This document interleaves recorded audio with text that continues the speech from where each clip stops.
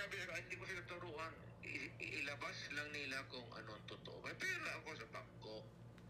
May pera ako. Pero yung totoo, yung totoong amount at totoong bangko. Kasi actually, ang pinalalabas ni Trillanes, marami kang pera dahil marami kang ninakaw. Yun ang talagang propaganda laban sa iyo. Kaya, at saka yung sabi niya, drug money. Oh, yun. Isa pa yun. Dapat patunayan niya yan kasi mahabang ano yan. Kailangan niya i-link niya ako doon sa hanggang dulo ng daigdig kung saan yan. Because if he cannot prove it, then he goes to sa karami niyang level na masasalubong. Surely, yung isa dyan, hindi lang fine. Imprisonment talaga. Serious charges yan eh. Lalo na yung allegations ng druga-druga. Alam mo ng taong bayan, alam ng taong bayan kung ano ang totoo. So, yung siya yung nagsisinungaling, siya ang may problema, hindi kami. All we have to do is, gano'n na yan, sari. Gano'n yung bangko. Adi, buksan namin yung bangko. O, sabi ko, i-waiver, ibibigay ko yung waiver ko doon sa committee. O, sige, buksan ninyo. Tignan ninyo. Huwag lang ninyo isabi sa iba. Titignan ninyo. Madali lang naman yan. Yan, ganon. O, sige, buksan natin. Ayan, i-prove mo niya yung ngayon. Drug money niya. So, lifetime savings na yun. Pati retirement. So, desidido ka na mag-file ng kaso. Desidido lahat. So, Lahat ng anak ko, desidido mo. Individually kami. Sige, pawa ka natin kay Paulo, sa inaanak mo. Oo. Kaming dalawa ang mag-aabogado sa iyo. Sige, okay. Ikaw naman talaga. Sige. Okay. Sige, magpahinga ka na. Sige, salamat. Salamat din. Magbabay ka na sa mga nanonood sa iyo, nakikinig sa iyo. Nagmamahal po. Madami nagmamahal. Pilipinas at yung naniniwala.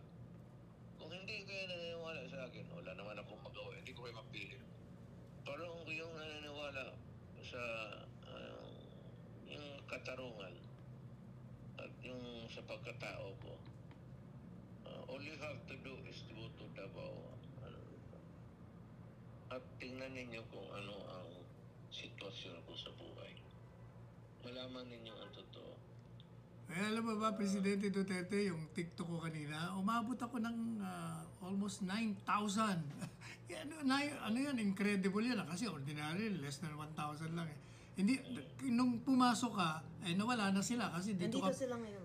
Dyan sila? Kasi nung pumasok ka, itong ginagamit kong telepono. Pero ngayon, nakikita ka na nila. O naririnig ka pala. We love you, Tatay Digong. Parang puro nga we love you nakalagay rito. Ako sa ito, tumaan ako pagka-presidente. Gusto ko magnakaw ng bilyon noon pa. At saka kayang nakawin. Hindi ka nga nagnanakaw. Ang dami nga nagdo-donate. Ayaw mo eh. Ako magpapasok yan sa druga. Puta ka. Yan ang sabihin ko sa taong bayan.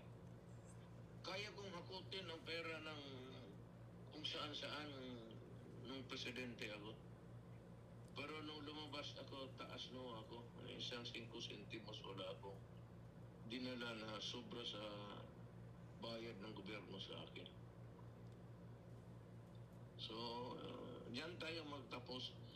We will end up yung ano yung totoo. Ang panlaban, Yes.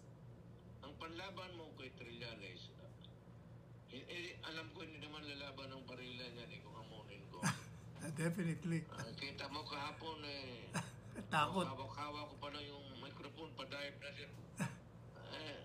Hindi lalaban ng barila niyan, pero ang alam mo sa mga klaseng ganong tao, katotohanan. Truth will set us all free.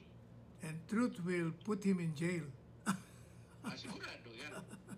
Sigurado, pagbuhayan pa siya mag-abot ng judgment yan. Sigurado, liable. Anak ng puta. Sigurado, conviction. Sigurado yan.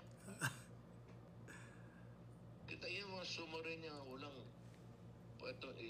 mali pa ang spelling ni, pangalan ni Paulo, pati yung pangalan ni Hanalit, walang N. Anong klaseng, saan niya kinuha yan? Mali spelling. Mabuti. Pati spelling. Mabuti, hindi siya maling grammar kagabi. Kaya, yan lang palatandaan sa tao. Ang ano lang truth, but state-sponsored ito sa Nograles. Ayaw ko kung anong galit ni Marcos sa akin. Wala akong galit sa kanya. Pero pagka kung meron, tingnan ko kung anong magawa ko. Pwede rin naman na hindi si Presidente. Pwede naman yung isa. Di ba? No, yung isa. Kasi itong Presidente ito, non-confrontational, napakabait eh. Kaya, ayaw nga sumagot eh. Ha? At alam niya, wala akong ginawa sa kanya ng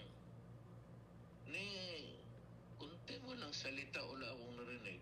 Ngayon, mag-uumpisa na ako kasi alam ko back up siya ng Malacanang. Kung alin man dyan sa nakatira sa Malacanang, basta Malacanang. So, bibirahin ko na yung katorpehan ng gobyerno na ito. Yung totoo lang. I will stick to the truth. Yan ang asahan ng bayan. Hindi ako mag-iimbento ng issue. Naging fiscal ako naging mayor ako, naging presidente ako. Dito lang tayo sa totoo. Hindi tayo lalabas sa totoo. Approve. O sige, magpahinga ka na.